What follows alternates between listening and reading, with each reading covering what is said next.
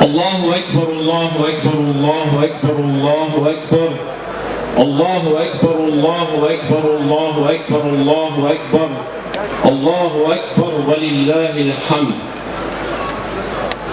Before I even start with my speech, seeing the brothers out there screaming out for those that today that we are celebrating, and yet there are those sons and daughters not only in Syria but in other countries, but more so in Syria, that atrocities are being committed.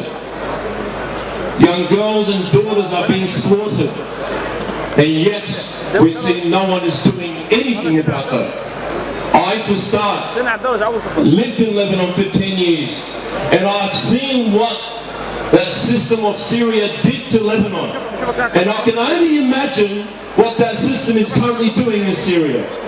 Allahu Akbar wa lillahi alhamd. Allahu Akbar wa lillahi alhamd. In the name of God, the most merciful, praise be to Allah, praise and peace be upon the seal of the Prophet and messengers, Muhammad and his family and companions. Dear brothers and sisters, Assalamu alaikum wa rahmatullahi wa barakatuh. I'd like to begin by wishing you and your families an Eid Mubarak. I'd like to welcome among us all the dignitaries, and please forgive me for not stating all the names. But today marks a day of a long-standing tradition, a day of celebration of Eid El Fitr. But I ask you today to stand with me together in solidarity in those who revolt against oppression, against tyranny, against injustice, who fight for the right to access basic human rights, rights that we as Australians take for granted.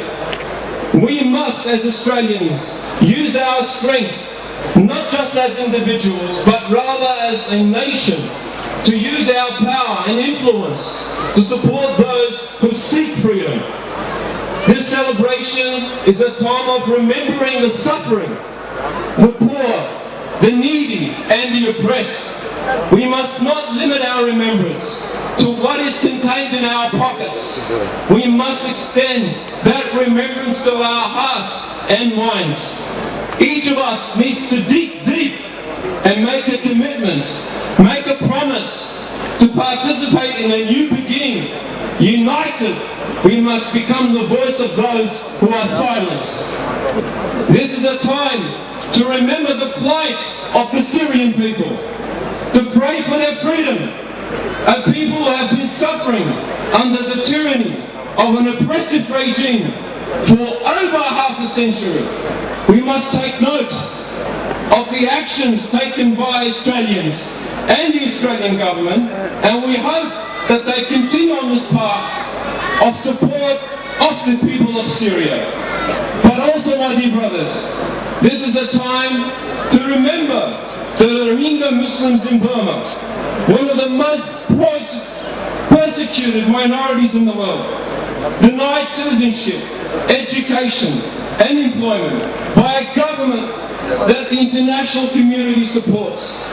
The world is blinded by the widespread change in Burma, lifting sanctions and engaging in economic trade with complete disregard of human rights abuses facing the Rohingya people in Burma. I ask you, my brothers and sisters, to stand together today so that tomorrow brings a change, a positive change, not only for communities we live in, but for the global community. A change towards hope, towards peace, towards justice, and towards sharing humanity. For there is nothing greater than the words of our Creator, Allah subhanahu wa ta'ala, the most exalted and glorified. He says, O mankind, we created you from a male and a female, and made you into nations and tribes, that you may know one another. not that you may despise each other. Verily the most honoured of you in the sight of God is the most righteous of you, and God has full knowledge and is well acquainted with all things. Today we want to thank those who over the years have shown their support for the LMA. Without you, we would not be standing where we are today. Without your support, we could not move forward. Without your participation, we could not have created a sincere vision for the future of our community, an Australian Muslim community that has a positive and sustainable contribution globally. The mission of the Lebanese Muslim Association has evolved. We now want to innovate and build resilient, inclusive communities to help the Australian Muslims achieve their potential, to develop leadership, to strengthen the Australian community, to serve and engage Muslims by promoting and advocating social harmony in multicultural environment, to enhance understanding of Islam, empower Australian Muslims and build a better future for the Australian Muslim community. With these in mind, we promise to enhance our services and commit to numerous welfare and community initiatives. This will continue to be realised through projects that we are committed to. And as we look to the future, we are happy to inform you that the application for a new Muslim school next to the Lakemba Mosque has been approved, and we look forward to delivering a world-class educational facility for our community. The highlight over the past year was the Sharing Humanity Leaders Program, which created a platform for youth in our community to become active participants in the realisation of this new vision, our community, our future. The LMA is no stranger to political sphere, and encouraging our community to engage in the rights to changing the system, to holding those who represent them accountable, having created a platform for our voices to not only be heard, but to be listened to. We are happy to see the great Australian Muslim community participation in the upcoming council elections. We urge the community to support the voices of those who seek to represent them positively. To all the candidates of any political persuasion, we wish you all the best and hope that you continue to stand as an example to those you represent. We will look to you for inspiration. Brothers and sisters, I ask you all to act with sincerity, to think before you speak, to consider the consequences of your actions and words. We are not individuals seeking self-glory, but a community working towards the betterment of all humanity. Let us join together in this celebration and allow it to mark the opening and the beginning on how we must rebuild our community. The LMA in the past 2 years have looked within itself, has deconstructed its aims and objectives, has analysed the needs of the community, and has developed strategies to see us into the future of Australia.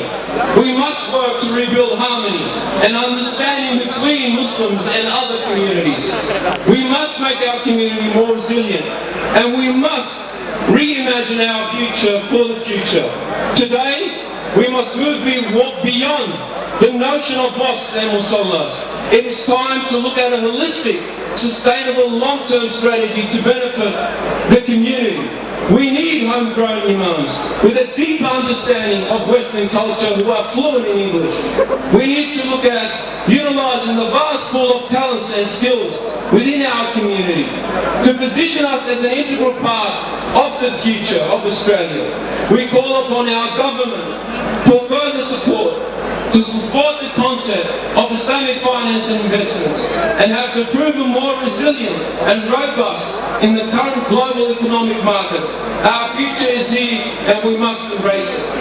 I'd like to thank everyone who has assisted in the preparations for today, and first and foremost our volunteers, our police force, especially with the help of the local acting superintendent, Fort Cansey, Paul Aubrey, and Superintendent of Bankstown David Early and their departments. We also welcome among us the Assistant Commissioner Frank Manilli. We also also appreciate all the effort and assistance provided by Canterbury Basin Council and our youth committees who have worked extremely hard throughout this holy month in organising the facilities for this celebration. We ask Allah to reward them for their deeds. On behalf of the board of the LMA, we wish you a blessed Eid, and may Allah subhanahu wa ta'ala bless us all in gaining knowledge and wisdom in delivering His message. And we ask Allah to forgive us and accept our fast, our deeds, and bless our country and the world with peace, justice and prosperity. We pray for everlasting blessings and all thanks and gratitude to Allah the Almighty on this blessed day. May Allah bless the Australian nation, our homeland, and may Allah open the hearts of those who have misguided us, and if we have done harm by them, we seek their forgiveness. Allahu Akbar, Allahu Akbar, Allahu Akbar, Allahu Akbar, Allahu Akbar, Allahu Akbar, Allahu Akbar, walillahi alhamd, wa akhiru da'wana alhamdulillahi rabbil alameen, wa salatu wa salamu ala Sayyidina Muhammad, wa salamu alaykum wa rahmatullahi wa barakatuh. شكرا لرئيس الجمعية الأخ سمير دندن على كلمته القيمة. في طفل صغير عمره 5 سنين اسمه جيلان الغزاوي، البدائية الله يخليك نجيب لنا لهون أهلا ضايعينه، عمره 5 سنين. Now we'd like to call the Honourable Tony Berg, representing the Prime Minister of Australia, the Honourable Julia Gillard. Assalamu alaikum. I want to acknowledge the traditional owners of the land that we're on today and their elders past and present. I think that's important because traditional land and ownership of land is at the core of what so many people feel so passionately about today. There could not be a Ramadan or an Eid with more contrasts than what we've seen this year. I have never felt more welcomed at so many iftars